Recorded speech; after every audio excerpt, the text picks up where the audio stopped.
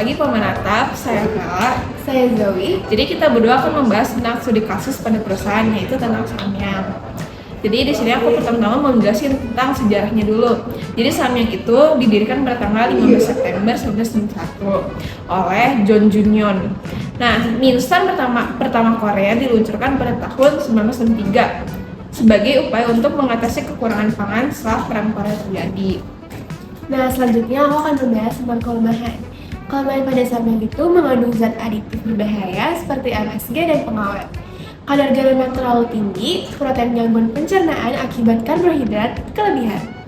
Ya, oke, di sini aku juga mau membahas tentang kelebihan pada Samyang. Samyang itu memiliki rasa yang pedas dan gurih. Nah, Samyang juga memiliki berbagai macam varian seperti original, cheese, dan carbonara.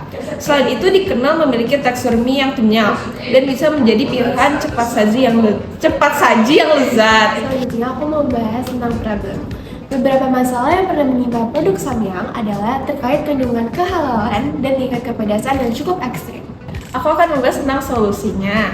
Nah, karena Samyang waktu itu pada dijudge sebagai makanan yang tidak halal, makanya perusahaan itu harus menambahkan sertifikat halal pada produknya.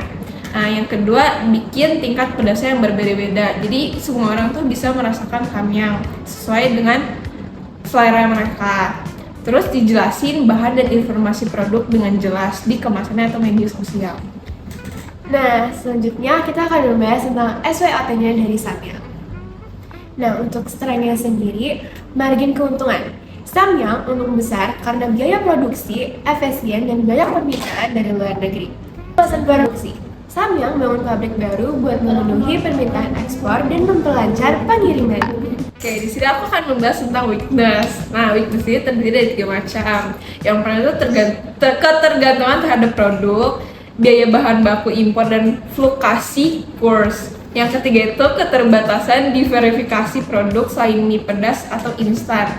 Nah, yang pertama ini ketergantungan itu penjualan Samyang bisa turun kalau tren pedas menurun atau varian bulldog bermasalah.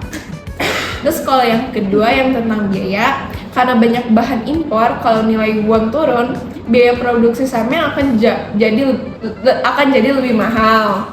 Nah, kalau yang ketiga keterbatasan ini, Samyang masih terkenal karena mie pedas, tapi varian sehat atau rendah garamnya belum terlalu berkembang. Selanjutnya aku akan membahas tentang opportunities. Pasar berkembang. Samyang bisa jualan ke negara Asia, Afrika, dan Latin karena makin banyak orang suka mie instan. Tren sehat. Samyang bisa bikin varian lebih sehat, misalnya rendah garam dan tanpa MSG. Jadi di sini aku menjelaskan tentang opportunities yang kedua.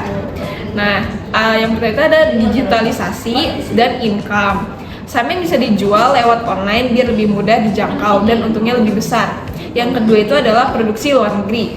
Bangun pabrik di luar Korea supaya bisa biaya kirim dan pajak impor jadi lebih murah.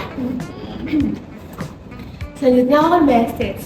Persaingan ketat. Banyak merek lokal dan global baru yang bikin varian rasa atau mie instan sehat. Perubahan selera. Kalau orang mulai ngurangin makanan instan atau terlalu pedas, permintaan bisa turun. Sekian dari presentasi kami. Terima kasih.